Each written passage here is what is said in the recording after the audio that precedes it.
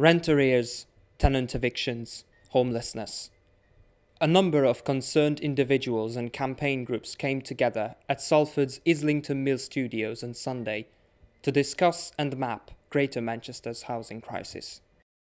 Hosted by Generation Rent, the Radical Housing Network and other organisations, the meeting launched Manchester Housing Action, a new campaign to join up all networks and organisations that fight tenant evictions and defend social housing rights.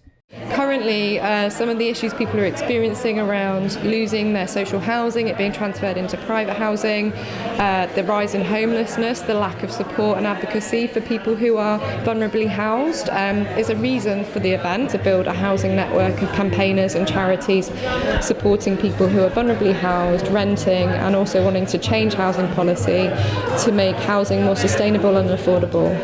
On the level of personal experience and opinion, we got a glimpse into the daunting social challenges of the Northern powerhouse. They want the public to think people have a choice. People do not have a choice. People are struggling so hard to survive. And the services that are being provided by the council, they're not happening. The determination and the policy for housing in Manchester now and Greater Manchester is all fundamentally based on expansion and development of the private rented sector. In the last 13 years, I've lived in 13 different properties.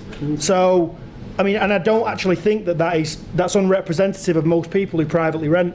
Because of the fact that they're not building social housing, because council and social housing homes have been sold off to the private sector, a lot of the time to big letting companies, all this thing means that the overall conditions are far worse than they used to be.